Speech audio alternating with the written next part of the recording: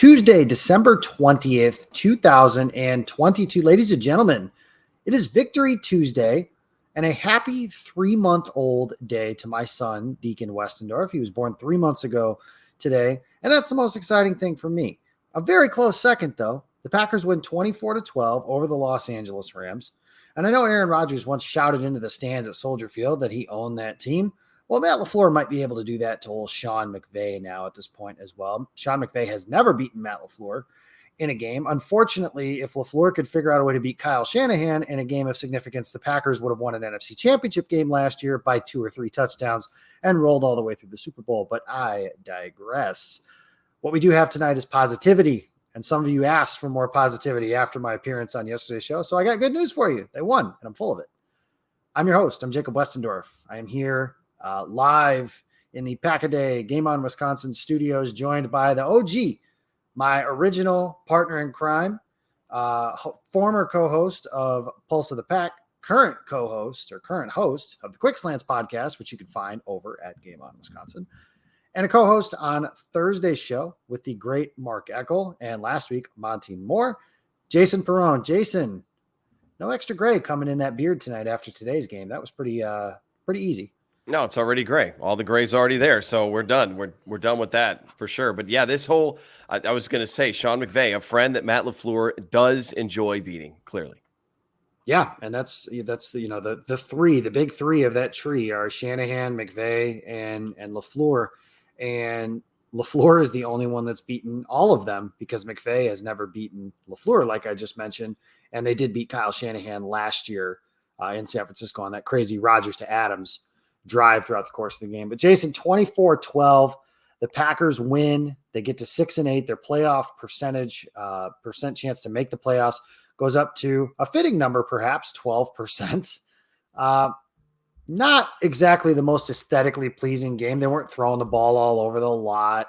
Aaron Jones averaged over 5 yards a carry. That was nice to see. You got to see Dobbs and Watson on the field together for the first time in a very long time. It felt like it's a positive step in the right direction for both this season and for 2023, even if this is something that falls short. Here's where I'll start, and this is what I'll say. I know a couple weeks ago, I had a lot of people in my Twitter mentions talking about how, well, just put Jordan Love in. Like, the season's over. They're not going to make the playoffs. They're not going to make a run at it, blah, blah, blah, blah, blah.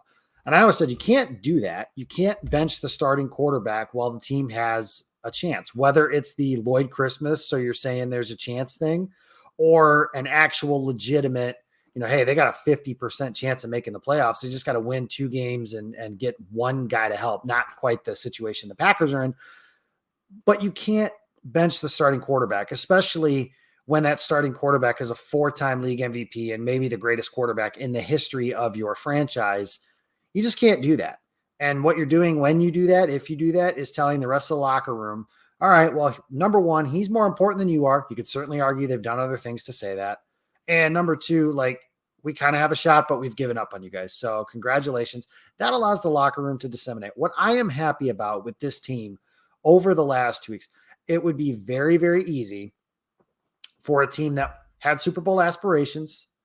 They were 4-8 going into last week's game against Chicago, 4-8 going into last week's game against Chicago. Obviously got to 5-8 and then 6-8. It would be very easy to, in the cold, down by double digits against the Bears, to give up and essentially not play the rest of the game. And there was some discussion of that on my timeline during the Bears game. I don't think that ever actually happened, but I can understand why people think that way. And then tonight, when it's frigid, 15 degrees, very easy for a team to just not show up and say well, if we win, we win. Cool. That'll be just fine, but we're not going to go over the top. I think the effort has been great the last couple of weeks, even against the Eagles. If you go back to that Eagles game before the Bears game, when it was they're down 14-0, 3 minutes into the game? You're like, okay, we're going to lose 41-7, and this is going to be ugly. Well, instead, the Packers fought back. They took the lead even on an occasion against a very good Eagles team. I'm very happy with, and that was a concern. I think something that we've kind of talked about a little bit collectively here at this podcast is maybe what's the culture like in this building? I think it's very safe to say from a coaching standpoint and with Matt LaFleur, the culture is very good.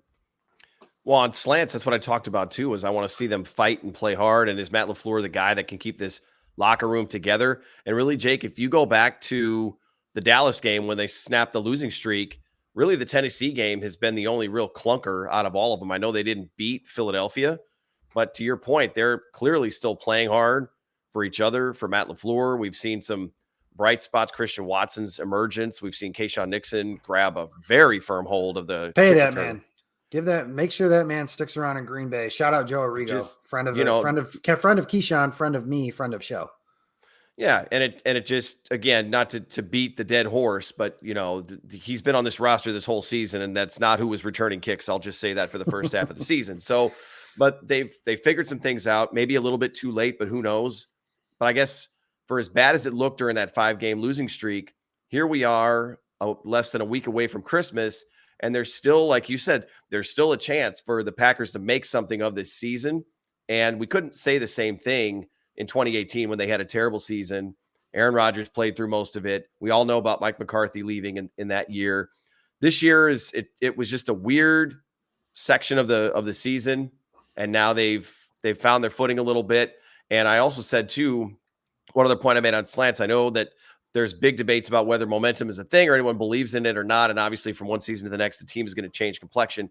But I think there's, for the young players, at least, even if they don't get in the playoffs, there is something to build on over these next 3 games, to play hard, to fight, even if they don't win games. I think there's still something that can come out of it. And if it turns out that the Packers do make the playoffs, because I think the scenarios that they need help in are very likely. If you look at the opponents that Seattle has to play against, Washington has to play Kansas against City on Sunday. Like, they need Seattle to lose one more game. It certainly feels like Kansas City is that one game.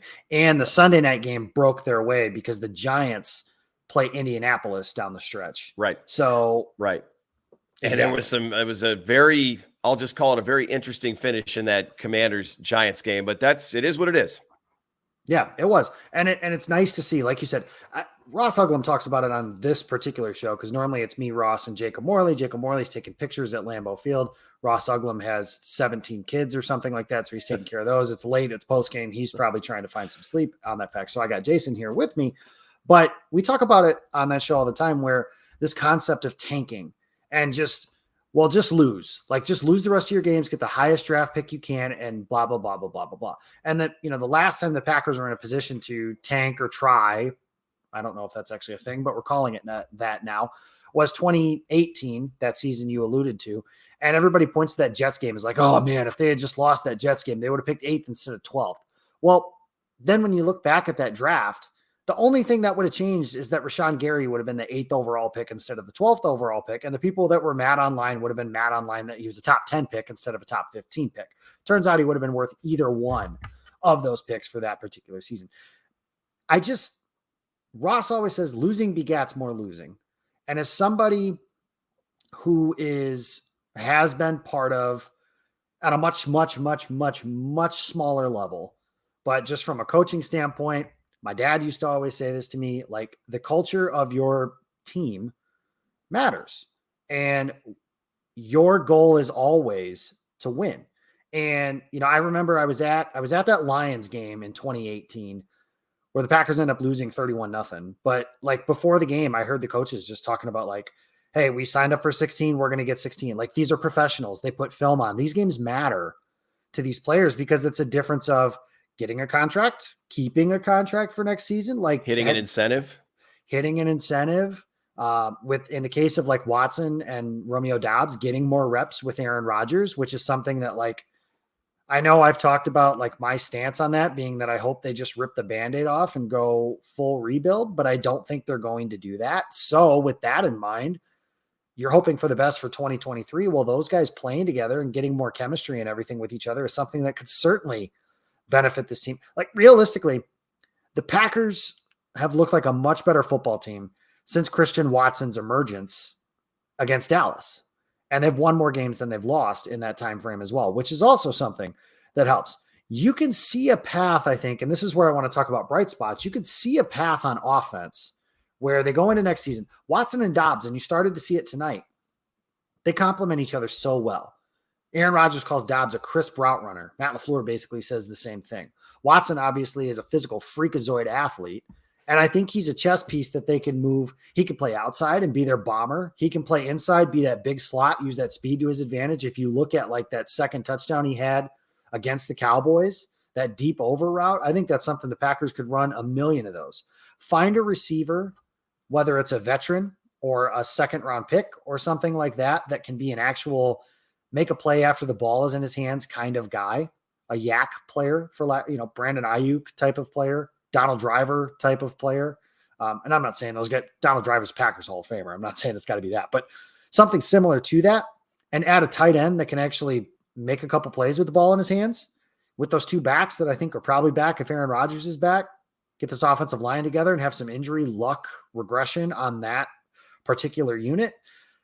There's a path to where this offense can be very good because you figure I kind of liken, and this didn't hit me until earlier this week, but I kind of liken this season's offense to when LaFleur first got here, because there are some holdovers, Rodgers, Dillon, Lazard, and Cobb, like guys like that. But the dynamic players on this team, Christian Watson, Romeo Doubs, we're all kind of learning together. And it's kind of like that first season when LaFleur came in, and sometimes it looked clunky, and they were fortunate they had the best receiver in football with Devontae Adams that year, who they could, drop a play. We need a play. We get the ball to Devontae. And when it came to the red zone, Aaron Jones was just a touchdown scoring machine that year. Not as much this year, whether lack of opportunity, lack of play, whatever you want to call it, for why Jones hasn't had the touchdown luck that he's had in previous years. I don't know the reason for that, but it's not like it was in 2019. And then 2020 hit, and everybody was like, well, the Packers, it's just the same guys. Like, it's all the same guys. They didn't add a receiver of significance. They didn't add a tight end of significance. Their only offensive player that they really added was A.J. Dillon as a second-round pick, and they nuked the entire league because they had that continuity. Everybody knew what to do, where to be, when to do things. Like you saw late in the game, Rodgers kind of joked about it in his post game, and some people are going to take that as malicious, but I think you guys need to get over that if that's what you think. But he kind of joked after the game. They said, how much did you want Watson in the end zone or something like that? And he said, if you want to score touchdowns, you'll run the right routes. And it was clear that, we have hand signal discourse throughout the course of this week because of an article that has been written. It was pretty clear that Rodgers wanted Watson to do something, and Watson didn't get it. And if Watson did get it, he probably scores. And now we're talking about another 30-point performance from this Packers offense. Instead, finals 24-12. But I think you get, like I said, add some pieces on offense, change the coordinator and the coaching staff on defense, because they're going to have to do something if and when they don't make the playoffs. And see, like, that's the path to optimism for 2023. Put that training camp together with this entire group. Rodgers has some health, doesn't have a broken thumb, doesn't have rib issues. The offensive line's not going to be missing, hopefully, Jenkins and Bakhtiari to start the season, all that good stuff. Did you see that kind of stuff tonight, to seeing like that path forward to where this offense can be in the top 10, top half of the league, like what we're used to seeing for them being in 2023? Yeah.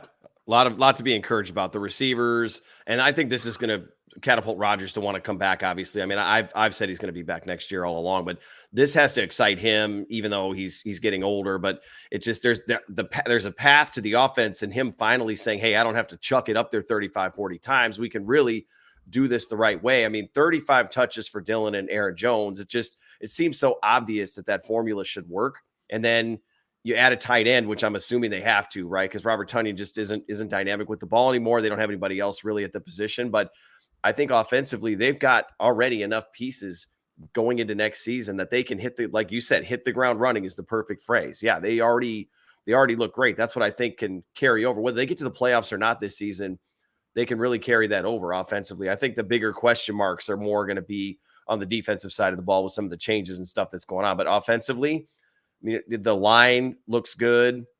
Zach Tom has looked pretty good. I mean, I know it's not against necessarily the premier players out there, but listen, they're all NFL defensive linemen, pass rushers, and he's held up well. This draft class looks like it's going to be pretty productive. Kingsley Enagbare was good on defense, but offensively, yeah, I think that's the side of the ball that I'm not concerned about going through the rest of this season, and then very encouraged about for next year, most definitely. Yeah, and that's on the offensive side of the ball. And the defensive side of the ball tonight was, now granted, there is an obvious qualifier in here, right? The Rams are playing with a skeleton unit. They talked at the beginning of the game how they've used 14 different offensive linemen For those of you that are mathematicians, that's one guy under 3 full units on the offensive line if you start 5 guys, which every NFL team does. That's tough. Matthew Stafford's not playing. Baker Mayfield's been there for 10 minutes. He's throwing the ball to Van Jefferson. He's throwing the ball to Ben Skoranek, Tutu Atwell, Cam Akers is run. Like they really are a shell of themselves. Like if you look at the team that started in the Super Bowl last year, number one, their offensive line was pretty damn solid last year. And then you add in Cooper Kupp, who was the most productive receiver in the NFL last year, Odell Beckham, who was very objectively a very good piece for them last year. And then you just kind of push everybody down a notch where Van Jefferson is like your wide receiver 3. Well, now he's got to be wide receiver 1.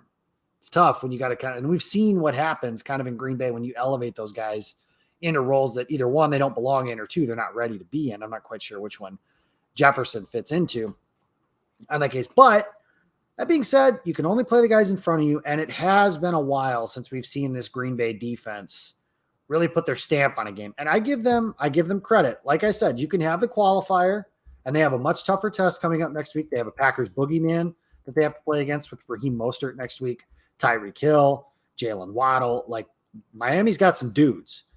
But tonight, Baker Mayfield, 12 for 21, 111 yards, a touchdown, which was absolutely ridiculous, and an interception, which forced by Kenny Clark, who for the first time in a while, I think looked like Kenny Clark. Quay Walker had some rough moments throughout the course of the game, but I thought was very good tonight. He had a sack. He had 5 tackles, a couple quarterback hits. Like he was all over the place tonight. Preston Smith looked like odd year number Preston Smith, which is a good thing for this team. Amos made a couple splash plays, especially one on the jet sweep. That was really nice to see. The Packers had 5 sacks as a whole. And this is something where I talked about it yesterday with Alex Strofe, where he said, what do you want to see on defense? And I was like, it's the pass rush, because number one, this offensive line, you should be able to generate a pass rush. I know the Packers front in general has kind of underwhelmed this season, especially since Rashawn Gary's gone out, but I thought they did really well tonight. Every edge rusher of significance, so the top 3 guys all had at least half a sack tonight. Preston had 2. Hollins had half a sack. I think Barre had a sack.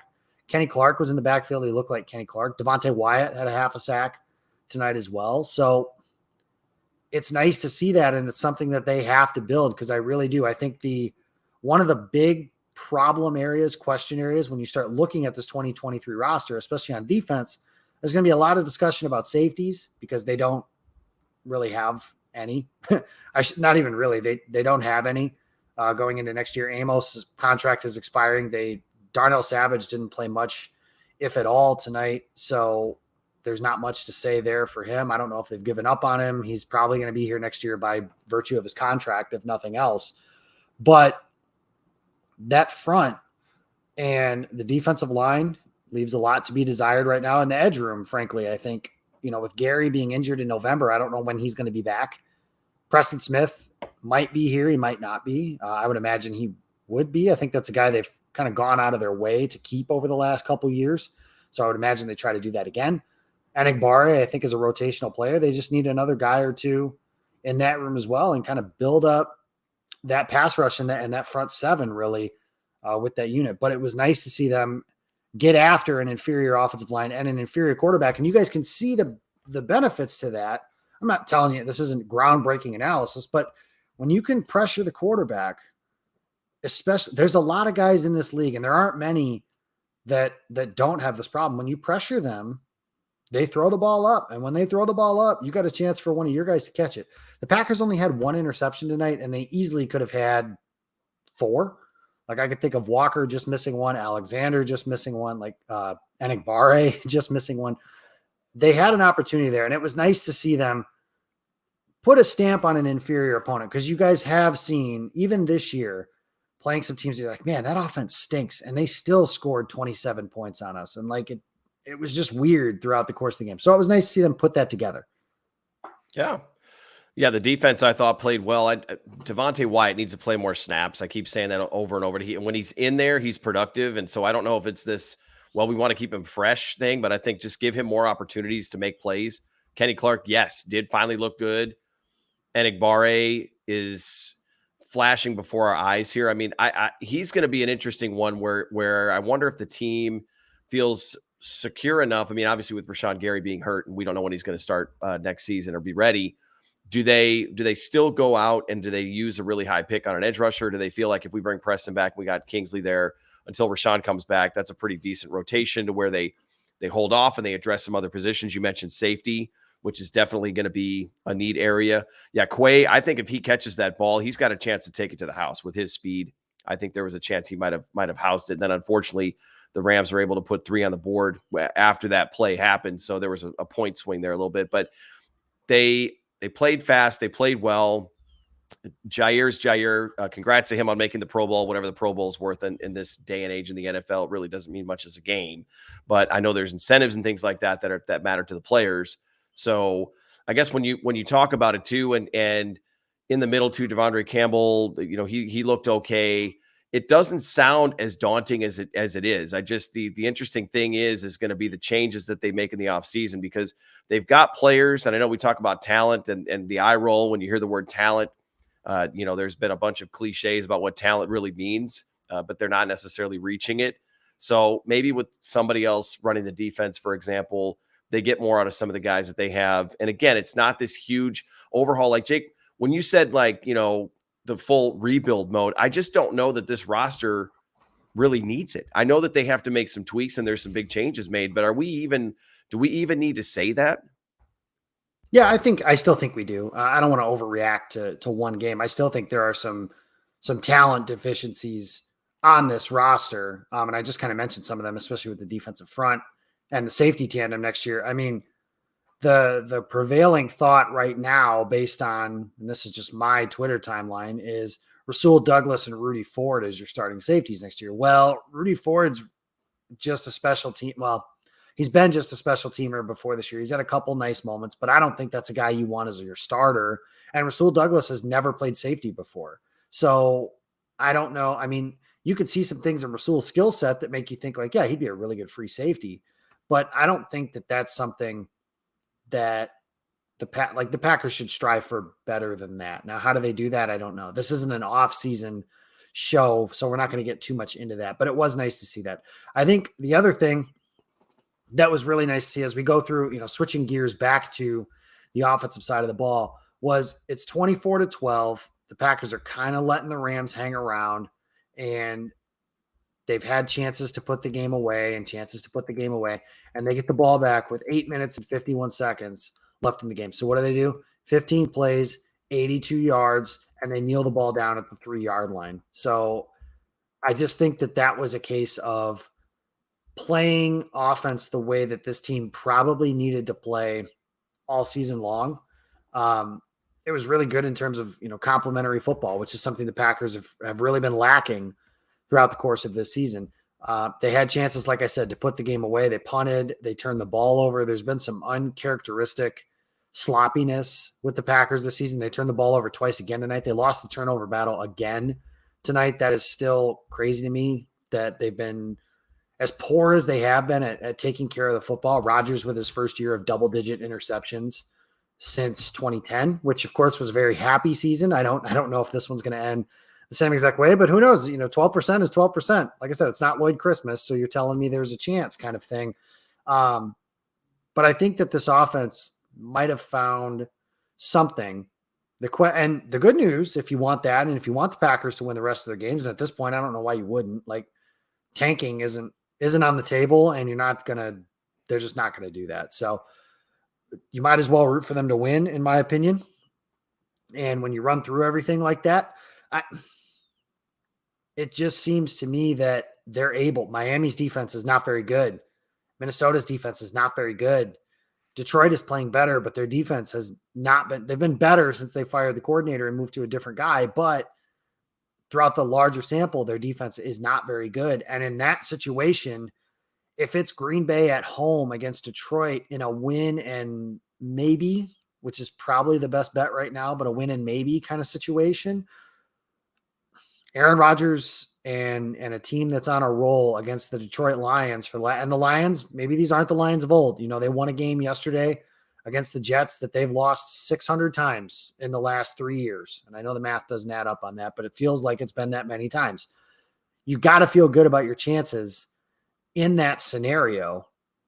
if you have something like that. So the question I have for you now is, we've talked about momentum from game to game. I don't necessarily think that's something that exists, but a lot of teams do. And Aaron Rodgers certainly does. He talks about it pretty much every single time he's at the podium after a game. What do you think? Is this team, like, do they have a chance to kind of keep this thing moving? Is your confidence level any higher they can win these last 3 games than it was going into tonight? Well, it has to be after they win, but not to a greater degree than they won a game that they should have won at home against a team that they had no business losing to if they would have lost. So I think that the team and the locker room, the attitude and the culture, winning is a lot more fun.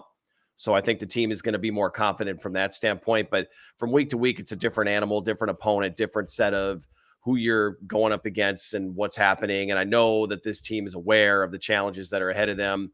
I don't think there's any question that on paper, at least, the Dolphins are a better team and they're playing at home. It's on Christmas. There's all sorts of intangibles there. So I think that's a very small part of the equation, but obviously they have something to play. They still have something to play for with that 12%. So for whatever that counts, I would say yes. And again, goes back to the effort we saw on the field. They have been very average coming off of rest, off of bye weeks, and they got another victory. This is 2 in a row now that they've gotten under Matt LaFleur. So 4 seasons, 2-2. Maybe they finally figured out coming out of the rest and being a little bit more prepared to play a football game. But now they'll, maybe it'll benefit them. They're actually on a short week. They'll be one day short going into a Sunday game against Miami. So marginal, but I think it's like LaFleur said, it's a series of 1-game seasons at this point. I'm sure that's how they'll approach it. Yeah, and it's not really marginal either, because if you think about it, Miami played on Saturday. So Miami gets an extra day in addition to the day that Green Bay doesn't get. So from a rest advantage standpoint, Miami certainly has that. Green Bay, thankfully, the game didn't go into overtime or anything like that, so they don't have any extra, rest issues or anything like that throughout the course of tonight's game.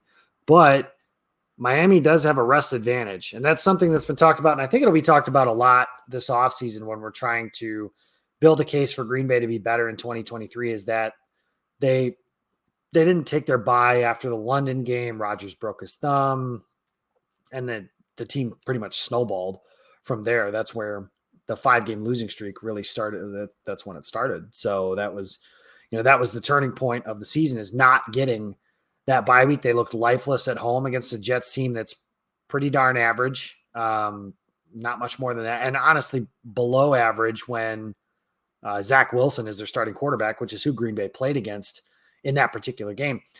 Nonetheless, I do think that rest is something that could come into play. The other issue is that if you look at tonight's game, I mean, yes, the Packers did have a very good night, and I mentioned the defense and everything like that. The issue that Makers is essentially dust at this point. The Rams didn't even play him a couple weeks ago. He averaged 5.5 yards a crack. Well, you guys remember the name Raheem Mostert? He ran for 734 yards or something like that in the NFC Championship game just a couple of seasons ago in a very similar offense to the one Mike McDaniel employs in Miami. They have Tyreek Hill, who I don't know how, but I feel like he's never discussed in best receiver in football kind of conversations, and he should be.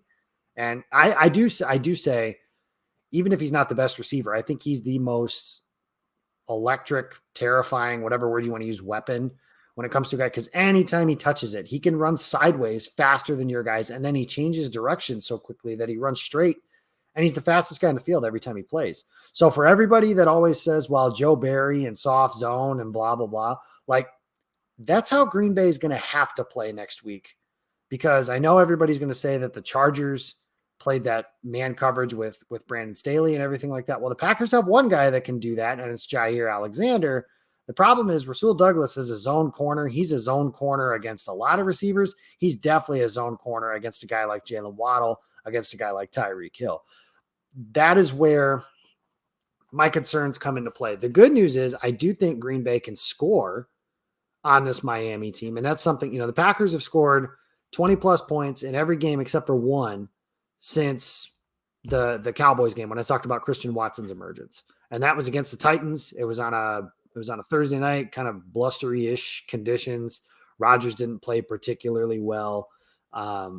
So it was a weird night, and the Titans have a good defense. That's also part of it as well. So I'll be interested to see what they can do Christmas Day. But Jason, just early thoughts here before we look ahead. How do you feel about this Miami game? What's your take? Because this is, in my opinion, with all due respect to the Vikings record, I think that's fake. And maybe I'll be wrong, and maybe they'll win a Lombardi, and I'll just have to live with that. But I just cannot get behind the idea that that team is the second best team in the NFC. I do think they're better than the Packers, but I can't get behind that fact. So I think Miami's the toughest team they have left on their schedule. And Rodgers did talk about that tonight, how they've won 2 games that they're supposed to. They beat Chicago. They're better than Chicago. And they beat the Rams. They're better than certainly this version of the Rams. And both teams at full strength, the Packers might still be better than those Rams as well. Miami, I think, is the toughest team left on their schedule. So how are we feeling going into a Christmas Day game, national television? It's a noon kickoff. It'll be warm, so I guess that's a relative positive. I think I don't really know, how the weather plays in here when it comes to something like that. But how are we feeling?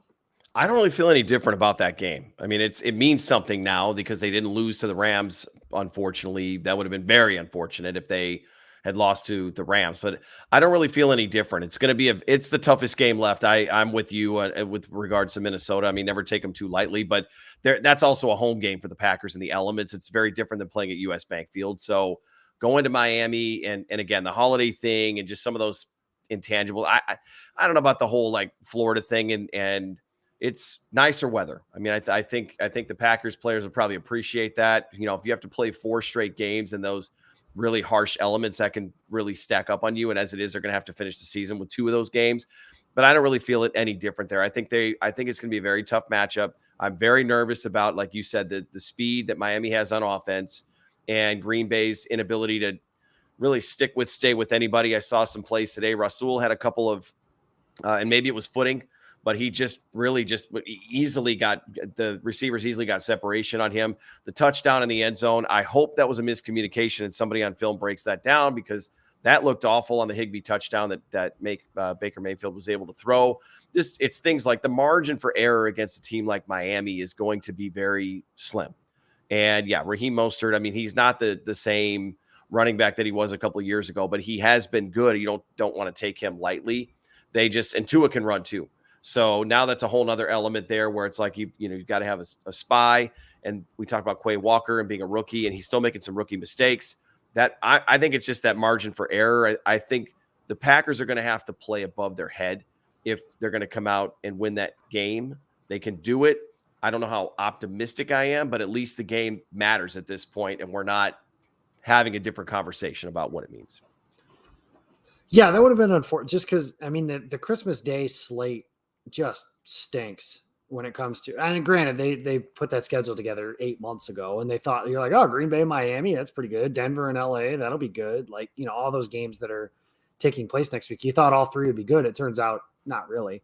But it would stink if like we're just watching a meaningless football game where our guys are just playing out the string and they're playing for pride. Now they're playing for a chance to keep their playoff hopes alive, and that's not nothing. And I do think it could say something about this team this year, even if they go to the playoffs and they get bombed in the first round by San Francisco. Like if that were something that were to happen, I still think there's something to be said about this team climbing out of a hole and figuring out that way to win. Again, we talked at the top of the show about culture and the ability to do that. I think that's something that would matter. And for something going forward, because then you could say like, hey, we had all this stuff. Our best player on defense missed basically the entire season. We didn't figure out anything on offense until November. And we still found a way. Granted, participation trophy wild card team with the 7 seed and all that sort of stuff. I understand that. I'm on board with that. I don't think there should be 7 playoff teams, but there are, and those are the rules we play by. So I'm happy to use them to my advantage if I need to. There is something to be said about clawing your way out of that and potentially getting into the playoffs. Now, am I probably going to pick Miami to win that game when somebody asks me for a game pick later in the week? Yeah, I probably am. Miami is the better team. Like you said, Green Bay has to play above what they have all season in order to win that game, and Miami probably has to play a notch below that. Now, is there a chance that Miami could have a bit of a letdown game after a really intense, hard-fought game against the Buffalo Bills, a division rival, and a game that was really significant for them, a chance to grab that division lead, a series sweep, stuff like that. Sure. I also think it's possible Miami's riding a 3-game losing streak. They need to right the ship, and the Packers could be just the medicine for something like that. It's not a great matchup for Green Bay's defense against that offense, but like I mentioned, if you can go score for score with them, Green Bay just limits some of these silly, stupid mistakes that they seem to make 2, 3, 5 times a game. If you could score with them, maybe we have a redux of 2014 where Rodgers has the ball and needs to score a touchdown with a minute or so left, and they have a chance to kind of win the game and keep their hopes alive going into a game against Minnesota and then Detroit. But I'm interested to see how it goes. I don't think it's impossible. If you'd asked me 24 hours ago, I would have told you not a chance in hell. But, winning certainly changes the outlook on something. So that's a lot of fun. That's going to do it for this edition. Appreciate you guys stepping in and watching with us. Tomorrow, you'll be back to our regular scheduled programming. So we'll be able to do that. You don't have me for a while, which, that's probably a blessing for most of you, but I appreciate you guys dealing with me the last couple of days, talking some Packers and Rams. It's a lot of fun. It's a lot more fun to talk about a team when they win as opposed to when they lose. I can tell you, I've been doing Pack-A-Day. Our first year was the 2018 season, and 2018 and 2022 were a lot less fun than 2019, 2020, and 2021. I can promise you that much on that front, that this has been a more difficult season to talk about than a team that has a chance to win the Super Bowl. And that's kind of what we're accustomed to. And you can tell me spoiled Packers fan, blah, blah, blah, you want. But, it's like Sam Elliott said in the Super Bowl promo that they had for Super Bowl 45. They said expectations, well, in a land like Titletown, chances are they're pretty high. So expectations are always high. We'll see if they can go. I'm interested to see how they do on Sunday. But you can follow me. I'm on Twitter. I'm at Jacob Westendorf. Hit a comment, like, subscribe, all that good stuff here below us on the Pack-A-Day Podcast YouTube channel. You can follow him. He's at Jason Perrone. Find him every Monday on the Quick Slants podcast over at Game On Wisconsin, and every Thursday here, the triumphant return of Mark Eckel this week. So looking forward to that. Happy to hear that Mark is doing well. Thank you guys for listening, and we will talk to you again next week. Packers get to 6-8, and they got a shot. Let's see what happens. It'll be fun, no less. Like, subscribe, everything like that. Thank you guys. See you again next week.